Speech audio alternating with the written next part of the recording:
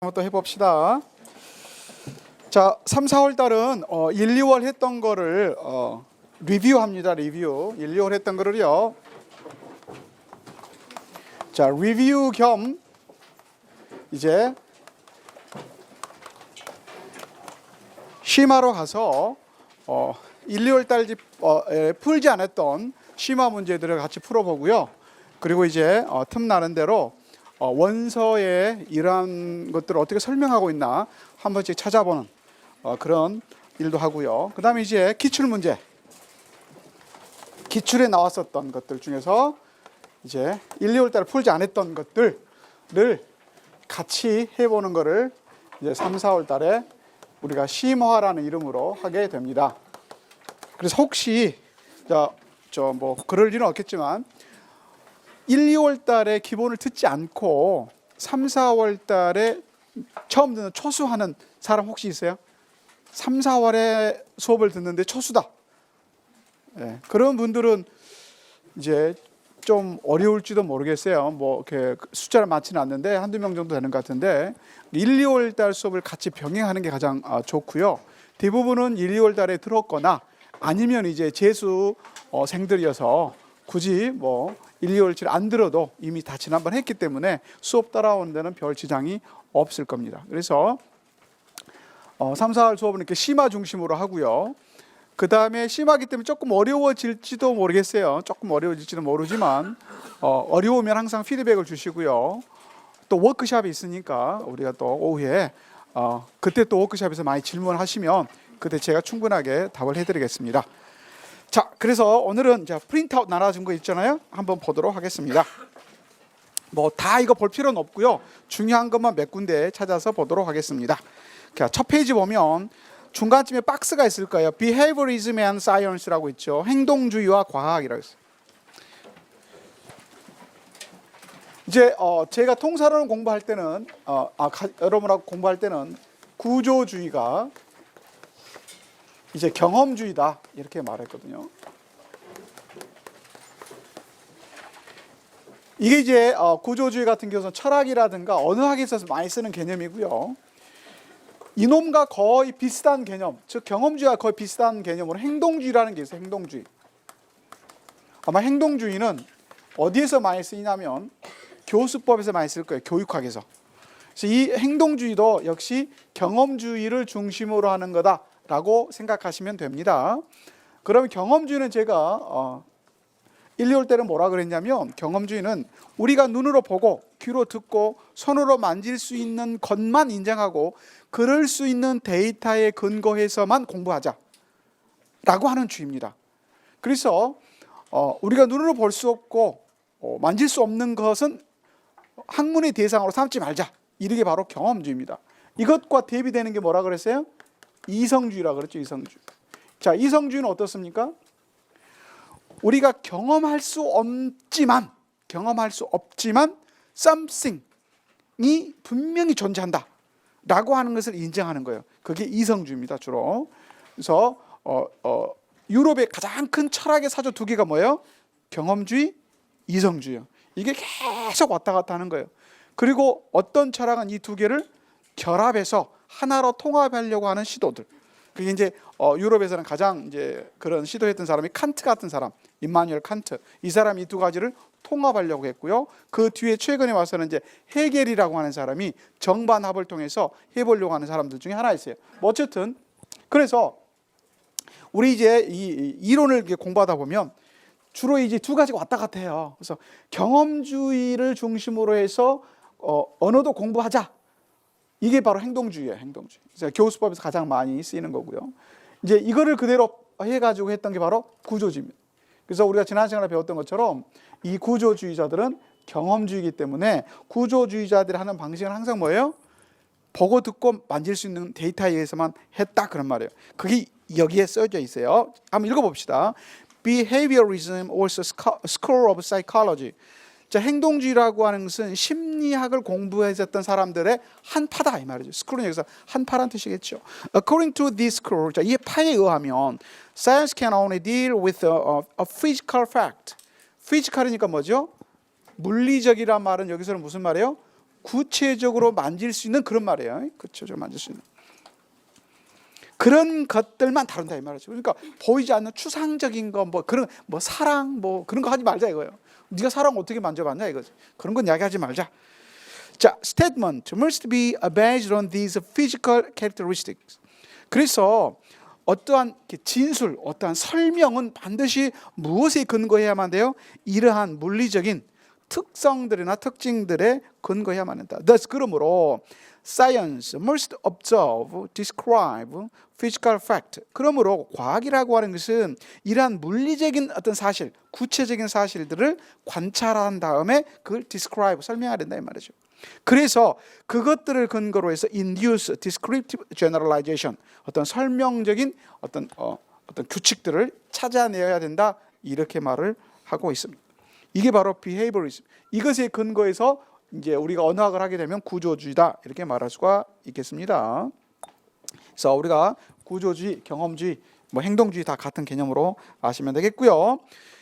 그 밑으로 내려가 보면 structural grammar classified words as a form and a function. 그리고 이제 구조주의 이 문법에서는 이 구조주의의 근거에 사는 이제 이 언어학 문법을 우리가 구조주의 문법이라 그랬습니다. 자, 이 구조주의 문법에서는 words 단어를 무엇과 무엇으로 나눈다 그랬어요? words를 자, function과 form으로 나눈다 그랬습니다. 이것도 지난 시간에 설명을 해드렸어요. 자, form이라고 하는 것은 형태입니다. 형태. 이건 기능입니다. 형태, 기능. 자, 형태라고 하는 것은 바뀌지 않습니다. 한번 결정이 되면 안 바뀌는 거예요. 반면에 이제 기능은 상황에 따라서 자꾸 바뀌는 거예요.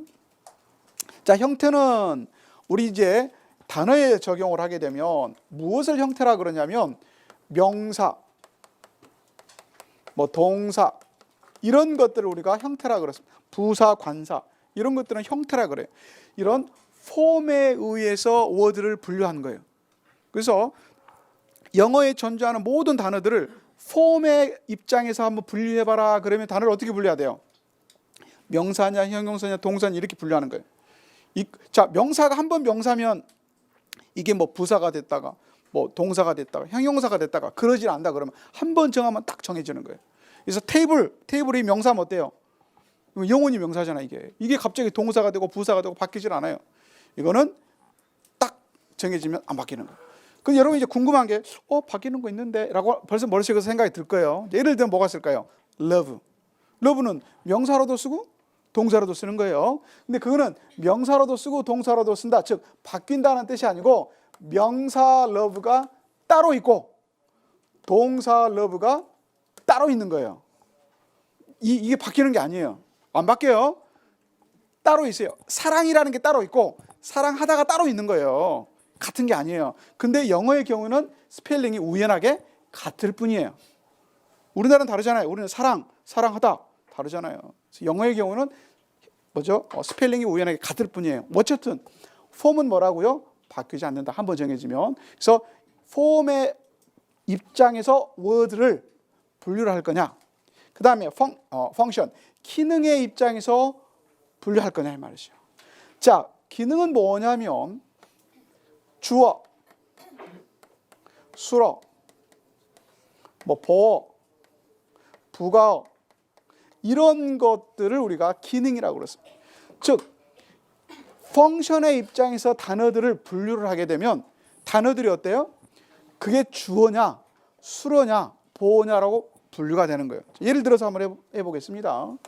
John saw a girl in the park 라고 하는 이 문장을 첫 번째 폼의 입장에서 한번 클래시파이 해보세요. 폼의 입장에서 폼의 입장에서 클래시파이하면 어떻게 될까요? 자, jo는 뭘까요? noun. 자, so는 뭘까요? verb. 어는 뭘까요? 관사, article. 그 다음에 gir은 뭘까요? noun. 이는 뭘까요? 전치사, preposition. 이건 뭘까요? article. 이건 뭘까요? noun. 이해되셨어요? 이게 무엇의 입장에서 나눈다고요? 폼의 입장에서. 폼의 입장에서 단어들을 분류하는 거예요. 자, 두 번째. 자, 펑션 입장에서 한번 해볼까요? 펑션 입장에서 한번 해봅시다. 저는 펑션 입장에서 보면 뭘까요? subject겠죠. subject. 자, so는 뭘까요? predicate, predicate. 자, 어는 뭘까요? 어는 그냥 관사라 그럴까요? 뭐라 그래야 돼요, 어는? 이제 이 펑션의 이제 관사 같은 경우는 어떤 펑션을 할까? 펑션을 이제 만들어야 되겠죠. 주어냐, 술부냐, 보어냐, 부가어냐, 뭐 등등등등 만들어야 되겠죠. 뭐 해야 될지 이거 이제 또 정하기 나름이면 학자마다 다 다릅니다. 쉽게 우리는 그냥 부가라고 그러면 돼요. 부가, modifier. 자, 걸은 여기서 뭘로 쓰이고 있을까요? object. 자, 이는 여기서 뭘로 쓰일까요? 이게 아직 확실하게 펑션 입장에서 인을 뭘로 할까? 이렇게 잘 안 나와 있죠. 이것도 이제 뭐 modifier. 자, park는 여기서는 뭘로 쓰이고 있을까요? 오브젝트겠죠. 인의 오브젝트겠죠. 자, 이렇게 이제 나누는 거죠. 그래서 또 펑션은 개개인을 이렇게 다 나눌 수도 있고요. 또 뭐 할 수도 있어요?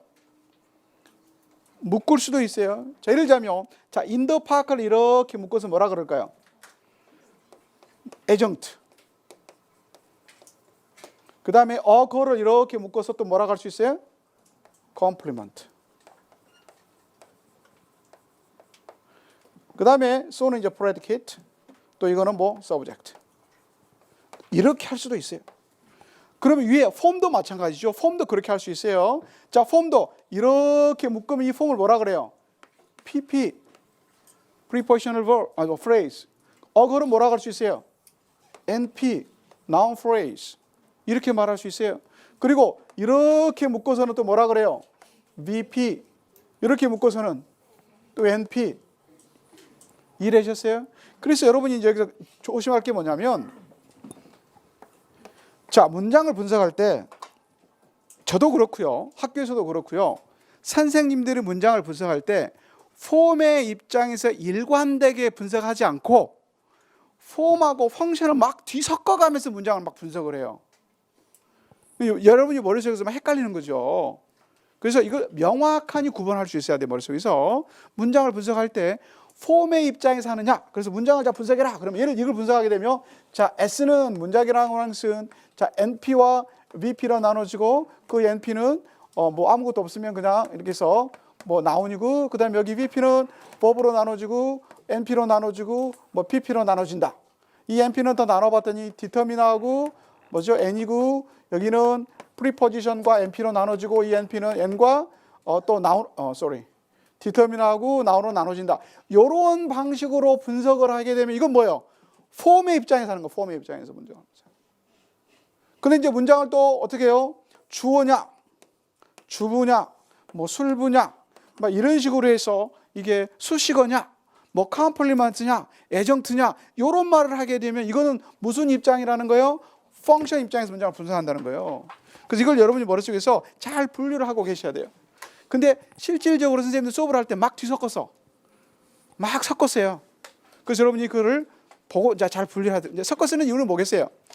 편하니까. 아니면 한 사람도 잘 몰라. 폼과 펑션의 기능을 확실히 나눠서 할 줄은 몰라. 대부분 중고등학교 선생님들은 모르고 쓰는 거예요. 모르고 막 쓰죠. 막 오브젝트라 그랬다, NP라 그랬다, 나온이라 그랬다 막 써요. 몰라서 그래요. 여러분은 정확하니 구분을 하고 계셔야 돼요. 그래서 여기서 말하는 게 지금 이런 이야기가 되어 있습니다. 그래서 그 쭉 설명 있죠. Classification by form 합니까? 뭐예요? Noun, verb, adjective, adverb 이렇게 나오고, 그죠? 그다음 밑에 Classification by position. 그럼 펑션은 주로 어떻게 이루어지냐면 포지션에 의해서 이루어지는 게 대부분 많아요. 그죠? 혹은 롤, 역할. 주어 역할이냐 술부 역할이냐 롤. 그래서 거기 보면 뭐 노미널해서 가로 열고 subject, object, verbal 가로 열고 predicate, 뭐 adjective, adverbial 가로 complement, 뭐 adjunct 이런 것들이 바로 펑션이다 라고 하는 개념을 알아두시면 좋겠습니다. 자, 그 다음에 이제 제가 수업 시간에 설명했던 것들이 주로 이제 뭐를 설명을 했냐면 이렇게 구조주의 이렇게 설명을 하면서 자, 구조주의 입장에서는 자, 문장을 분석을 할 때 구조주의법에서는 가장 많이 쓰는 방식이 뭐였어요? IC 방식이라는 것이죠. IC 방식이라는 게 뭘까요? Immediate Constituent Analysis. 페이지의 중간에 보면 Immediate Constituent Analysis란 말이 나오죠. 자, 거기 한번 읽어볼까요? In linguistics, 자, 언어학에서 Immediate Constituent Analysis, known as IC Analysis라고 불리우는 이거는 is a method of sentence analysis. 문장 분석의 한 방법인데, first, explicitly introduced by an American linguist, Leonard Bloomfield라는 사람이 처음에 만들었다 그래요. 자, it is a major feature가 아니고 feature, 이가 빠졌죠 스펠링, FEA, 그래서 feature of Bloomfieldian structural linguistics, 이쪽 언어의 하나의 특징이다 이렇게 되어 있어요. 자, 밑에 가봅시다. In IC analysis라고 하는 것은 뭐냐면 a sentence is divided up into a major divisions or immediate constituent. 즉 이게 무슨 IC 방식이라는 건 뭐냐면 어떤 문장을 분석을 할 때 가장 중요한 두 개로 직접적으로 두 개로 쪼갠다 그런 말, 이걸 갖다가 IC 방식이다 이렇게 말해요. 자, 예를 들자면 자, 여기 나왔던 이제 이 example 한번 보도록 하겠습니다.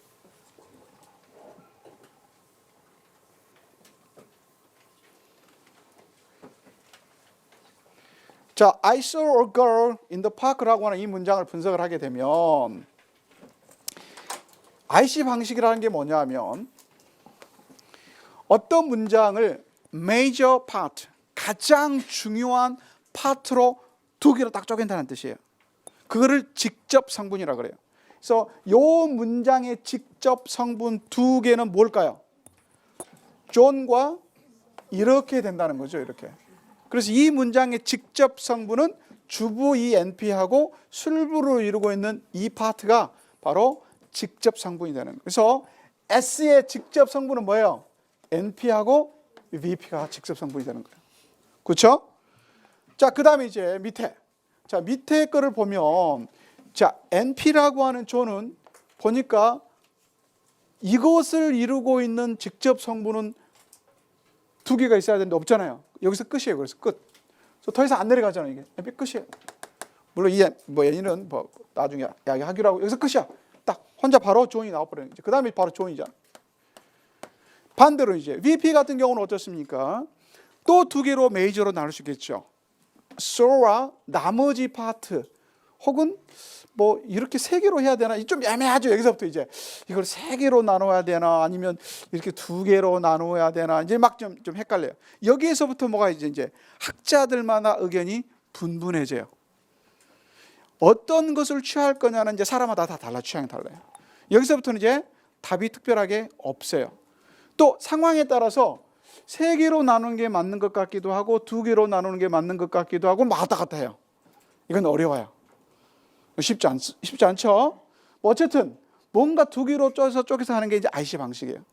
근데 이제 구조주의 IC 방식과 나중에 이제 촘스키가 만들어낸 IC 방식이 있거든요. 그건 좀 달라요. 구조주의 IC 방식은 한계가 있어요. 한계. 나중에 이제 그 한계를 찾아봅시다. 도대체 무슨 한계가 있는지. 그래서 촘스키라는 사람이 나오게 되니까.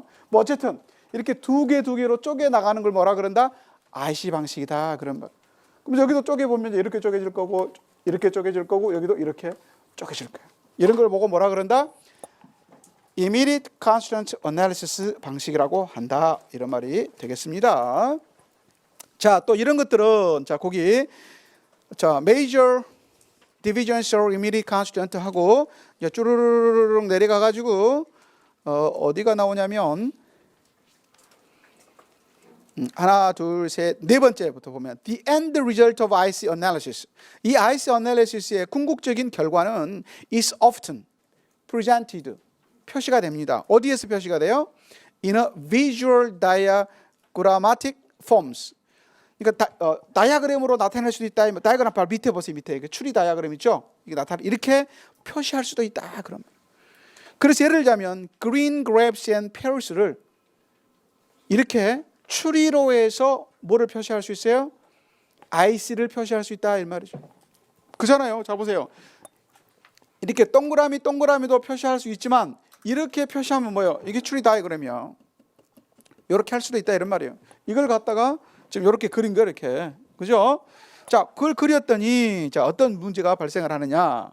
자, 그 밑에 세 번째 패러그램 봅시다. 그 트리 다이어그램은 바로 위에 패러그램. This way of syntactic analysis. 이러한 방식의 통사적 분석은, 즉 IC 방식이죠. 이 분석은 adds, 더해줍니다. A new dimension to the analysis of sentence structure. 문장 구조의 분석에 새로운 차원을 열어줍니다. 이 말. 새로운 차원이라는 게 뭐예요? 바로 밑에 있는 추리 다이어그램처럼 새로운 어떤 해석을 우리에게 해준다 이런 말이겠죠. In this way, 이 방식으로 하면 sentence structure is analyzed not only horizontally but also vertically. 수평적뿐만 아니라 수직적인 관계도 알 수 있다 이 말이죠. In other words, immediate constituent analysis can account for the linearity and hierarchy of sentence structure. 그 센텐스 스트럭처의 선형적인 것뿐만 아니라 수직적 관계의 구조도 account for, 설명을 해줍니다 이런 말이 되겠습니다. And therefore, 그러므로 무엇도 설명을 해준다? 스트럭처럴 ambiguity도 설명해 줄 수 있다. 뭐가? IC 방식이. Take the sentence. 예를 들자면 I like green grapes and pears. For example. 이 문장을 한번 살펴보자. It can be called in two ways. 근데 이건 두 가지 방식으로 IC를 만들 수 있다는 거죠. In the phrases green grapes and pears. 자, green grapes and pears. 이런 식으로 한번 해보자 그런 말이죠. For example. 그렇죠? 그러면 there can be two different sets of immediate constituent. 두 가지 것이 나타날 수 있다는 거죠. 즉 왼쪽을 보면 grapes and pears를 먼저 묶고요. 이게 먼저 immediate constituent 되는 거죠. 그 다음에 green이 그 다음에 immediate constituent가 되는 거예요. 이렇게 되면 green은 grapes와 pears 둘 다 수식하죠. 즉 파란색 grapes하고 파란색 pears라는 뜻이에요. 반대로 오른쪽처럼 green과 grapes를 먼저 뭐요? 이미디트 컨스트를 묶게 되면 그린 그레이프스와 페어스는 뭐예요? 그린색이 아니에요. 모르는 거죠. 색깔 표시가 없으니까. 이렇게 두 가지로 뭐예요? 앰비기어티가 발생할 수 있는 것을 IC 방식으로 분석을 하면 그 문장의 구조를 우리한테 잘 보여준다 그런 말이죠. 그러니까 IC 방식이 좋아요, 안 좋아요? 좋죠. 문장을 분석하는데 아주 유용한 방법이에요. 그 방법을 구조주의자들이 개발했어요. 그래서 문장의 구조를 우리에게 잘 보여주는 거 이렇게 얼마나 좋아요, 그죠? 머리 좋은 놈이죠. 처음에 이거 만들었던 얼마나 문장이 머리가 좋겠어요. 근데 이게 이제 또 한계가 있죠. 뭐 퍼펙트 하진 않습니다. 뒤에 이제 보면 한계가 있는 게 이제 나와요. 자, 그래서 3페이지 보시면 자 이런 걸 갖다가 또 분석하는 게 The boy in the room read a short story 이렇게 또 이런 방식으로 이렇게 막 쪼개서 해요. 이거 전부 다 IC 방식이에요. IC 방식이니까 이렇게 할 수 있다라는 것 정도만 알아두시면 되겠고요. 거기 밑에 보면 중간지 보면 E.G. Did you have a breakfast?라고 있죠. 이 example의 그 바로 위에 패러그래프 보시면 However,라고 있죠. However, 그러나 this IC analysis method 이 방식은 have difficulty가 아니고 difficulty겠죠. Y가 빠졌어요. difficulty in analyzing conjunctive phrase 혹은 discontinuous sentence. conjunctive는 and나 but으로 연결된 거, 뭐 그런 문장이라든가 혹은 discontinuous, 연결이 끊어진 거, 불연속적인 그런 문장들 혹은 interrogative sentence, 의문문 이런 문장들을 분석하는 데 있어서는 뭐를 갖고 있다? difficulty, 어려움을 갖고 있다. 왜냐하면 due to 다음에 the fact 대시 빠졌어요. the fact that due to 다음에는 이렇게 바로 절이 올 수가 없어요. the fact that it only takes surface structure, surface structure만 가지고 하기 때문에 IC 방식은 surface structure만 가지고 하기 때문에 어디에 문제가 있다? interrogative, discontinuous 혹은 conjunctive phrase의 경우에 문제가 발생할 수 있다 이런 말이에요. 예를 들자면 e.g. Did you have a breakfast? 혹은 John said that Mary passed the exam yesterday. 자, 이건 이제 뭐가 이제 문제가 되냐면 뭐 did는 놔두고요. 밑에 보면 yesterday가 중의성을 갖고 있습니다. 어떻게 중의성을 가지고 있을까요? said에 연결이 될 수도 있고요. past에 연결이 될 수도 있죠. 근데 IC 방식으로 분석을 하면 past는 연결을 어떻게 해볼 수도 있을 것 같은데 said는 어떻게 yesterday가 연결이 되는지를 IC 방식으로는 설명할 수 있을까요? 없을까요? 설명할 방법이 없어요. 방법이 있는 사람 알려주세요. 없어요, 방법이. 근데 누구는 이거를 해결을 했어요? 촘스키는 했어요. 근데 지금 구조주의 문법은 안 된다 그러면 한계가 있어요. 구조주의 방식으로는 안 돼요. 근데 촘스키가 만들어낸 무슨 방법을 동원하면 해결이 돼. 이것도. 그러니까 촘스키가 더 좋은 거지. 그러니까 여러분 촘스키 하는 거지. 이거 촘스키 언제 죽을려나 몰라. 이거 촘스키 빨리 이거 죽어야지 이거 해결이 되지. 이거. 아직도 살아있어. 아직도 90 몇인가 그럴 거야 지금. 요새 또 텔레비에 가끔 한 번씩 나오더라고. 촘스키는 또 이 되게 이 진보주의자잖아요. 진보주의자의 대명사예요. 제가 공부할 때는 그런 소리 한 번도 한 적이 없었거든요. 별로 그렇게 많이 안 했는데 최근에 와서는 되게 많이 말을 많이 하더라고. 뭐 어쨌든 그래서 계속 살아있다 보니까 이론을 계속 내는 거예요. 그래서 계속 바뀌어 이게. 지금은 이제 거의 우리 안 해요. 지금 촘스키 이론은 하는 사람 한 명도 없어요. 우리 영어학에서. 우리 영어학에서는 촘스키 이론이 언제 끝났냐면 2000년대에 끝납니다. 2000년대 이후로는 영어학이 아니고 뭐예요? 뇌생물학으로 가버렸어요. 이 사람이 너무 천재이기 때문에 이 영어학에 만족하는 이 사람이 원래 꿈이 뭔지 아세요? 심리학, 사이콜로지. 심리학을 하고 싶었던 사람이에요. 근데 심리학을 뭘로 설명하려고 그래요?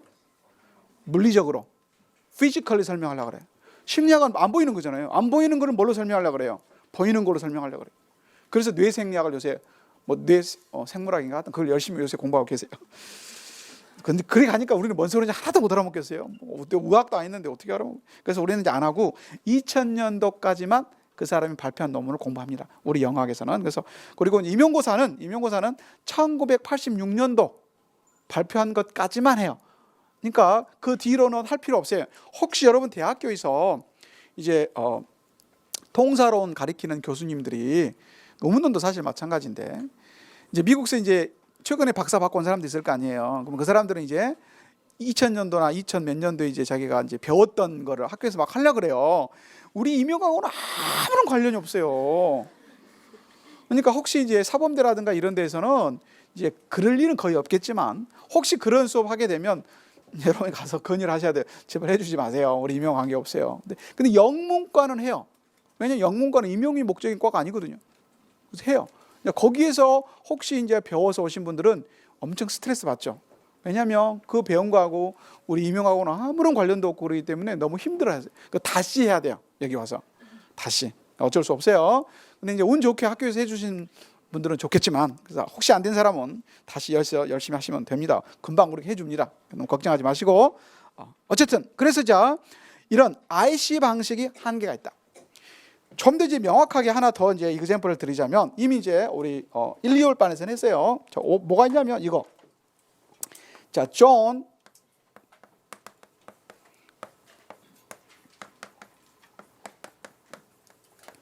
자, 이거를 IC 방식으로 분석을 한번 해봅시다. 어떻게 하면 될까요?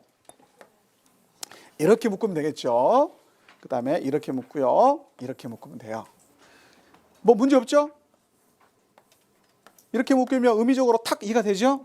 그러겠구나. 자, 그런데 문제는 이런 거는 어떻게 할까요?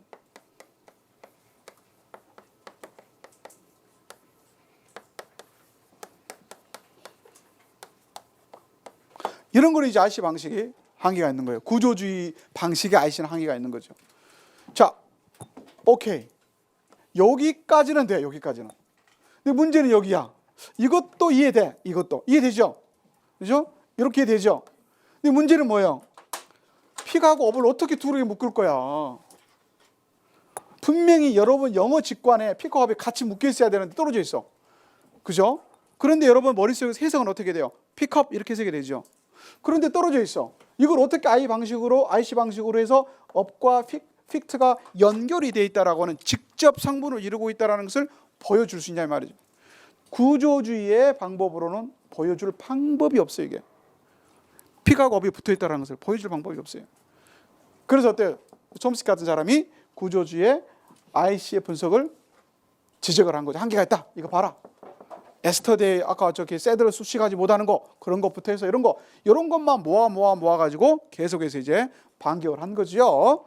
자, 그 이야기가 이 책이 지금 원서에서도 역시 거론되고 있다 그런 말이 되겠습니다. 자, 그다음에 이제 밑에 박스 보시면 descriptive grammar and prescriptive grammar. 이것도 아마 교수법 같은 데서 많이 들어보셨을 거예요. 그죠? 자, descriptive grammar라고 하는 것은 무슨 말일까요? descriptive라고 하는 것은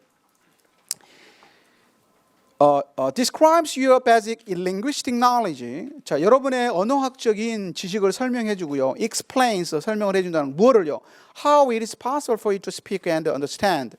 여러분이 어떻게 이해하고 말할 수 있는가를 설명해 준다는 거죠. 그래서 말 그대로 descriptive 설명을 해 주는 문법을 뭐라 그래요?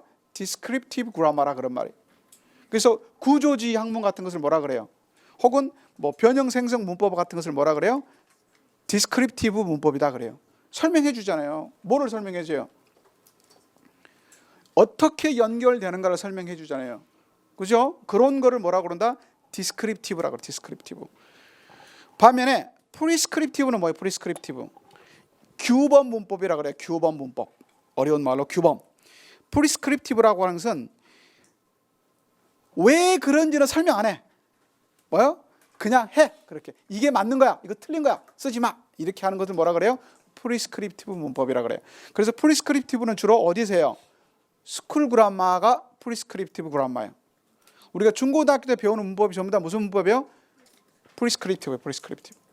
그리고 대학교 와서 지금 뭐 레이징이라든가 뭐 패시바이젠을 통해서 어쩌고 저쩌고 막 그 설명하는 거 있잖아요. 그런 거는 뭐라 그래? 전부 다 프리스크립티브 그라마다. 이렇게 말을 합니다. 그래서 개념 정도만 여러분이 알아두시면 되겠습니다.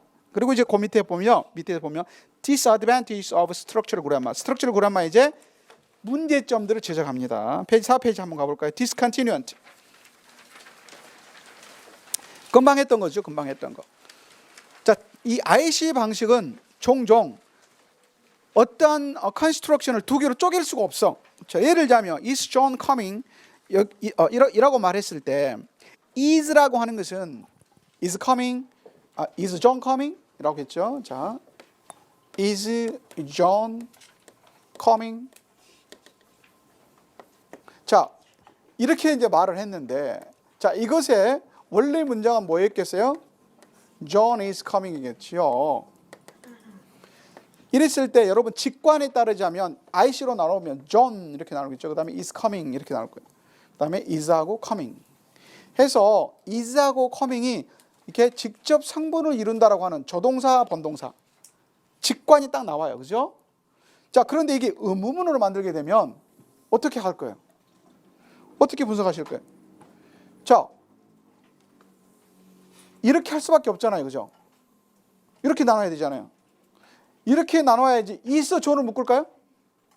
그거 말 안 되잖아. 그죠? 자, is하고 John coming 이렇게 묶었어요. 그래서 John하고 coming 묶었어요. 그러면 과연 is가 문장 전체에 연결이 되는 직접 성분이냐? 아니면 coming하고 연결이 되는 직접 성분이냐? 여러분 영어 직관과 여러분 영어 실력으로 뭐가 맞아요? coming에 연결된 거잖아요. 근데 문제는 자, 뭐가 문제? 구조주의자들은 무엇만 가지고 공부해라? 발화된 최종적으로 내가 귀에 듣고 입으로 발화한 걸 가지고 해야 되죠. 제가 입으로 내가 is John coming? 이라고 발화를 했다면 요 is John coming? 이라고 하는 요 발화된 문장 가지고 분석을 하라 이 말이죠. 자, 그럼 이걸 가지고 분석을 했을 때 is가 어떻게 come과 하나의 직접 성분을 이룬다라는 것을 보여줄 수 있느냐 이 말이에요. 구조주의 IC 방식이 보여줄 수 있어요? 없어요? 못 보여준다 그런 말. 방법이 없다 그런 말. 그래서 한계죠. 한계. 구조주의 한계입니다. 지금 한계를 설명하고 있어요. 또 두 번째 한계가 뭐가 있냐면 same structure, different meaning. John is difficult to live, John is reluctant to live 이렇게 되어 있어요.